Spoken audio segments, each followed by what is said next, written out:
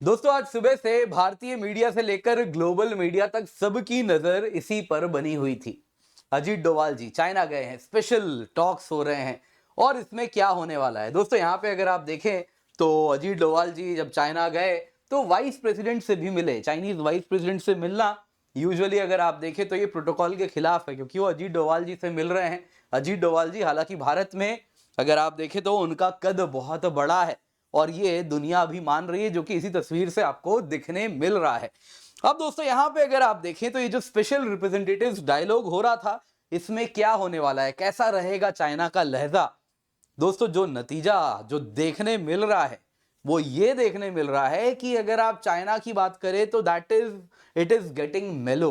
भारत के साथ चाइना प्रयास कर रहा है कि रिश्तों को सुधारे और ऐसा लग रहा है ग्रेट जियो पॉलिटिकल रीसेट हो रहा है और इसमें इनका भी बहुत बड़ा रोल है। ट्रंप जिस प्रकार से आ रहे हैं, जिस प्रकार से चाइना को डरा रहे हैं, कुछ ऐसा लग रहा है चाइना अब प्रयास कर रहा है भारत के साथ अपने रिश्तों को सुधारे। क्या कारण है? क्या म्यांमार में, बांग्लादेश में जो हुआ है, क्या इंडियन ओशन में कुछ हो रहा है, क्या उससे भी वो थोड़ा परेशान है? वो सब भी हम चर्चा करेंगे, लेकिन सबसे पहले जानेंगे कि आखिरकार चीन ने भारत को कौन से 6 वचन दिए हैं, क्या है ये सब कुछ, इस पर चर्चा करेंगे। कैलाश मानसरोवर से लेके रिवर कोऑपरेशन, बॉर्डर ट्रेड, सब पर चर्चा हुई है। दोस्तों यहाँ पे जरूरी था कि चाइना का लहजा क्या है, वो क्या कहना चाह रहा है, उस पर नजर बनी रहे। यहाँ पे अगर आप देखें तो China India special representatives reach 6 consensus point जो हुआ है, आप देख सकते हैं ये चाइनीज की अगर ministry of foreign affairs China का है, उन्होंने ही ये पूरा का पूरा डाला है और वही मैं आपको एज इट इज बताने वाला हूं। उनके शब्द क्या हैं उसी से, ताकि हम समझ सकें क्या उनका लहजा है, भारत को वो कैसे देख रहे हैं।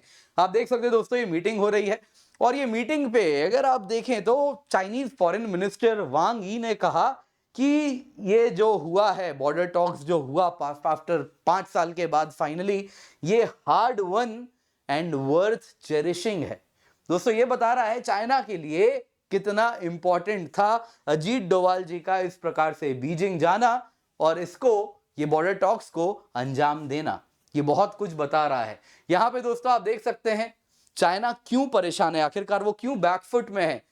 क्योंकि ट्रंप ने तो कुछ ऐसे फैसले लिए हैं जिससे वो दिखा रहा है, जो उनके कैबिनेट पिक रहे हैं वो क्लियरली बता रहा है कि चाइना के ऊपर बड़ा ही हॉकिश स्टैंस होने वाला है।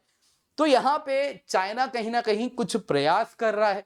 क्या है वो भी फाइनली हम समझने का प्रयास करेंगे। तो क्या है सब कुछ जानते हैं, पर इससे पहले आगे बढ़े दोस्तों आपके लिए जरूरी अनाउंसमेंट है। आप लोगों के लिए जो डिस्काउंट है ये हमने ऑफर 23 दिसंबर तक एक्सटेंड कर दिया है। यहाँ पे आपको इस वक्त ऑलरेडी सब कुछ 50% ऑफ पे मिल रहा है, लेकिन सिर्फ उतना ही नहीं, 9 महीने की सब्सक्रिप्शन जो 50% ऑफ पे मिल रही है, जब आप 9 महीने की लेंगे तो आधे कीमत पे मिल रही है, लेकिन 9 महीने की नहीं, वो आपको 18 महीने की मिलेगी।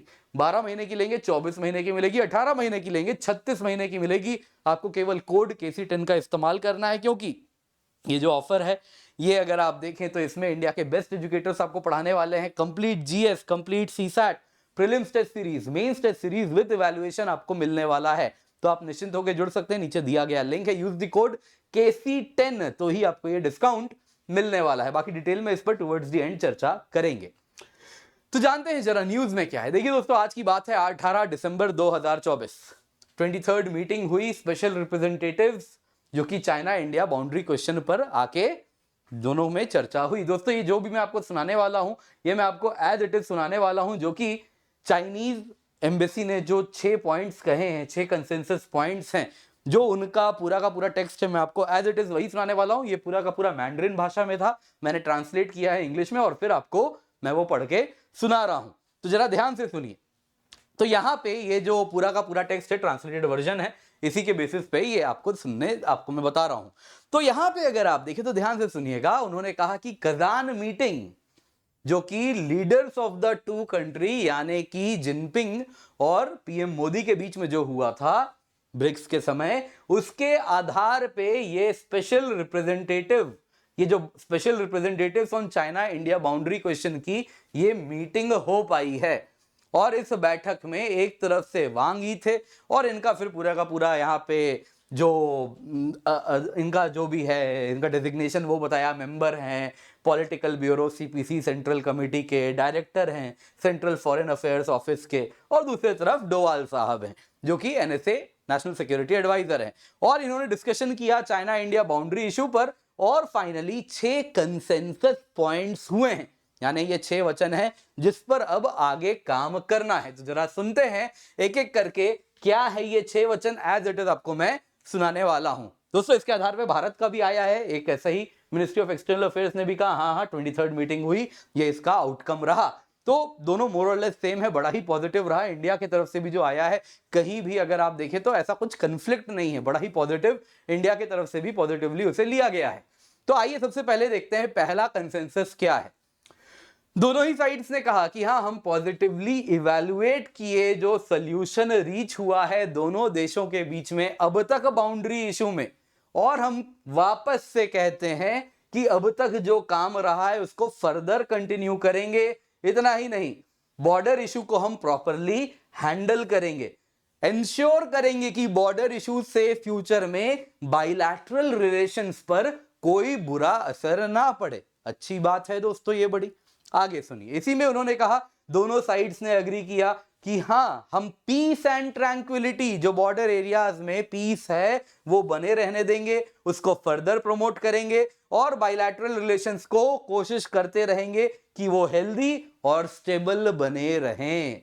कहीं ना कहीं दोस्तों चाइना बड़ा बैकफुट में है, उसने उम्मीद नहीं की थी 5 साल तक भारत फ्रंट पे, उसके साथ बॉर्डर पे आईबॉल टू आईबॉल खड़ा रहेगा और उसके फौजी आएंगे हड्डियां गलाते रहेंगे, उसने ये उम्मीद नहीं की थी। तो अब दोस्तों करेक्टिव स्टैंस हो रहा है। नंबर 2 सुनिए, बॉर्डर इश्यूज पे ही नंबर 2 क्या है। उन्होंने कहा कि हाँ हम वापस से कमिट करते हैं कि बाउंड्री इशू पे, जो वो कहता था कि सोल्यूशन की बात कभी की नहीं, सुनिए जरा क्या कह रहा है। बाउंड्री इशू पे एक fair, reasonable, mutually acceptable package solution लेकर के आएंगे on boundary issue. Package solution देखिए दोस्तों, दिस इज ओपेक।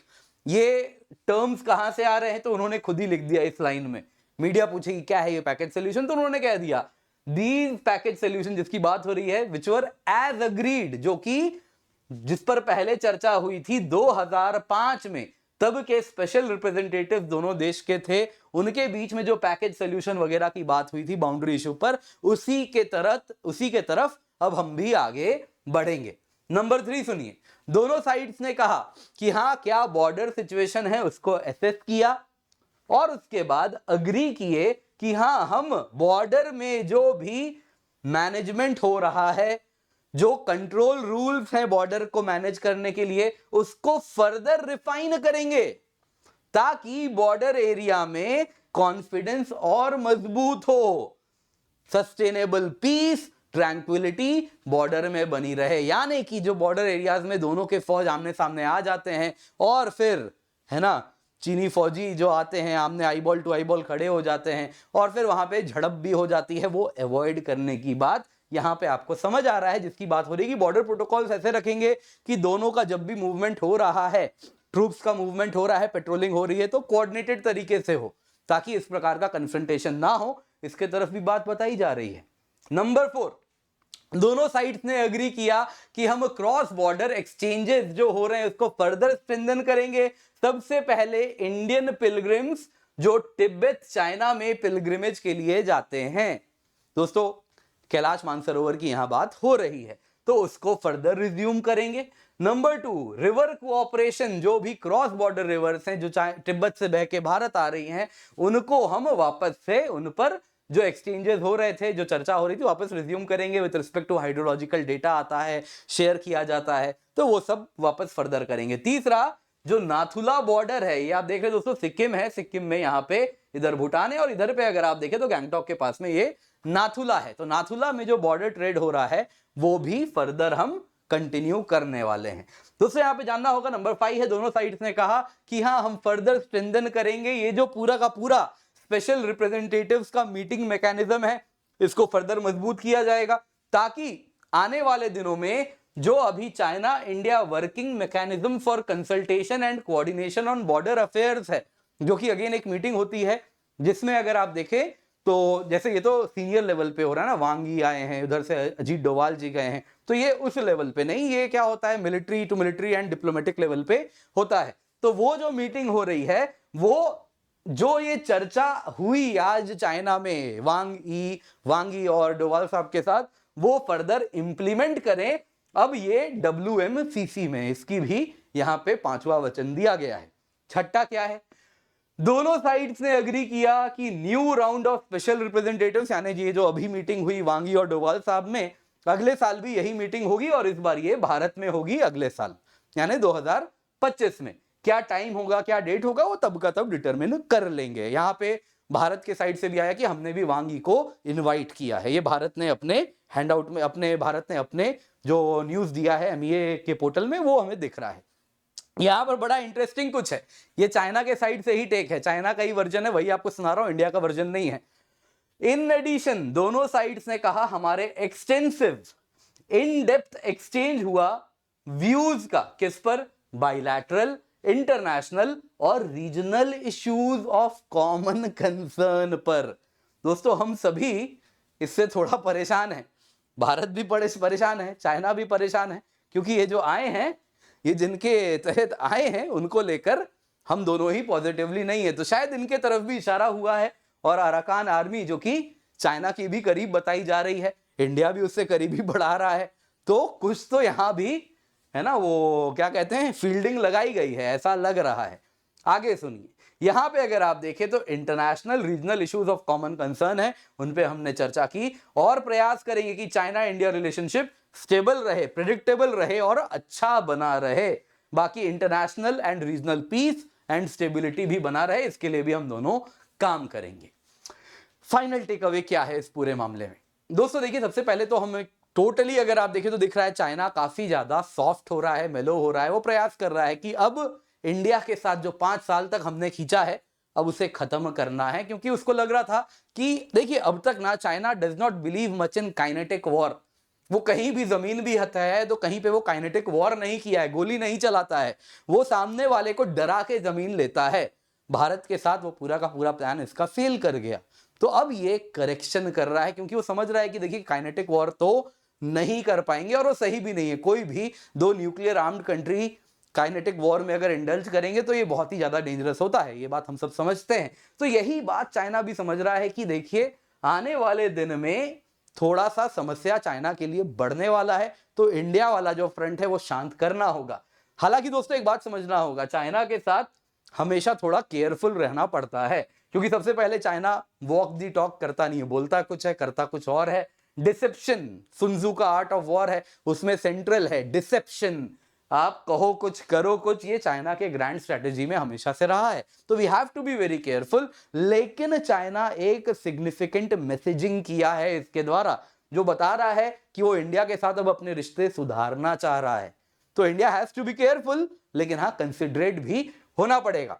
तो एक्चुअली हो क्या रहा है, देखिए दोस्तों, चाइना अब एंटिसिपेट कर रहा है आने वाले दिनों में कुछ ट्रबल्स होने वाले हैं नियर फ्यूचर में। यूएसए की तरफ से हो रहे हैं, ट्रंप आ रहे हैं, ट्रंप ऑलरेडी अपना जो कैबिनेट बनाए हैं, टोटली अगर लग रहा है चाइना को लेके they are going to be very hawkish, बड़ा ही हॉकिश स्टैंस उनका होने वाला है। वैसे ही अगर आप देखें इंडियन ओशन में अगर हम बात करें तो म्यांमार में, बांग्लादेश में जो हो रहा है, जिस प्रकार से अमेरिकन इंटरफेरेंस हो रहा है, उसको लेकर हम दोनों ही कहीं ना कहीं इस बात को पसंद नहीं कर रहे। अगर आप म्यांमार की बात करें तो कहा जा रहा है जो थाईलैंड में यूएस एक स्पेशल अपनी जो एक कॉन्सुलेट है, उसका जो एम्बेसी है, उसमें काफी ज्यादा वो बड़ा सा उसका एक्सपेंशन हो रहा है बड़े तेजी से, और वॉर फुटिंग पे हो रहा है। तो क्या होने वाला है म्यांमार वाले इलाके में, क्या ये लोग करने वाले हैं, उसको लेकर भी बहुत ज्यादा हम सभी कहीं ना कहीं बैकफुट पे हैं। तो इस वजह से भी कहीं ना कहीं इंडिया और चाइना थोड़ा सा कोऑपरेट करने के लिए उनको पॉइंट्स भी मिल रहा है। बाकी चाइना खुद परेशान है, मल्टीपल फ्रंट सिनेरियो में वो घिर गया है। एक तरफ ताइवान के साथ पंगा है, साउथ चाइना सी में पेरेनियल पंगा रहता है, और तीसरी तरफ इंडिया के साथ तिब्बत वाले इलाके में वो कर रहा है। तो कहीं ना कहीं वो समझ रहा है कि इंडिया वाला फ्रंट बंद किया जाए, इस तरफ फोकस करते हैं। आने वाले दिनों में यूएस के द्वारा ईस्टर्न साइड से ज्यादा प्रेशर पड़ने वाला है, तो उसी पर फोकस किया जाएगा। बाकी चाइना की जो अर्थव्यवस्था है वो भी अगर आप देखें तो स्टैग्नेशन की तरफ अब जा रही है, और कारण बड़ा सरल है, डेमोग्राफी भी अगर आप देखें तो स्टैग्नेट कर रहा है, और इसके साथ चाइना की जो इकोनॉमी है वो अपने पीक पे मोर और लेस अचीव कर चुकी है। जो पीक ग्रोथ रेट आज तक मैनकाइंड में, इंसान ह्यूमैनिटी ने इस प्रकार का ग्रोथ नहीं देखा है। इस तेजी से इतने ज्यादा लोग गरीबी से बाहर निकले हो कहीं नहीं देखा है। लेकिन वो चाइना में हुआ, लेकिन चाइना अब अपने पीक को अचीव करने वाला है। तब यहां से उसका जो ग्रोथ रेट है वो स्लो हो गया है, डेमोग्राफी फेवरेबल नहीं है। तो चाइना अब समझ रहा है कि India is the rising power. China already ऊपर पहुंच के अब जो ग्रोथ उसकी थी वो कहीं ना कहीं स्टैग्नेट होने वाली है। तो उसको इस वक्त इंडिया को एकोमोडेट करना पड़ेगा। ये जो पूरा का पूरा स्टैंड है ये इसी के तरफ इशारा कर रहा है। दोस्तों दूसरी तरफ अगर आप देखें ना, तो ये भी मैसेज आ रहा है कि शी जिनपिंग भी डोमेस्टिक पॉलिटिक्स में उतने मजबूत नहीं रहे हैं। तो शायद चाइना में भी कोई बड़ी बात नहीं, अगेन ये मेरा कहीं ना कहीं मेरी सोच है कि चाइना में इस वक्त जो कहीं ना कहीं ये डिसीजन मेकिंग हो रही है, जो चाइनीज पीएलए है वो शायद ज्यादा भारी पड़ रही है। और वो इनको शी जिनपिंग को समझा रही है कि भाई तिब्बत फ्रंट खुला रहेगा तो ईस्टर्न फ्रंट हम एक्सपोज नहीं कर सकते। टू फ्रंट वॉर आज तक कोई नहीं जीत पाया है, तो आप भी ये गलती ना करें। तो इसीलिए शायद उस दबाव में भी शी जिनपिंग को ये करेक्टिव स्टैंड लेना पड़ रहा है। आप क्या समझते हैं? क्या आप इस एनालिसिस से सहमत हैं? कमेंट करके अवश्य बताइएगा। बाकी दोस्तों आप लोगों के लिए जरूरी अनाउंसमेंट है, हमारा जो डिस्काउंट सेल चल रहा है वो 23 दिसंबर तक हमने एक्सटेंड कर दिया है। आने वाले दिनों में दोस्तों इसका फायदा उठाएं, यूज द कोड KC10। इतना ही नहीं दोस्तों, आपके लिए हम स्पेशल बैचेस भी लाएं, जैसा आप यहाँ पे देख सकते हैं। बहुत सारे ऑप्शनल बैचेस भी रन कर रहे हैं यूपीएससी मॉक इंटरव्यू प्रोग्राम में। Use the code KC10 for maximum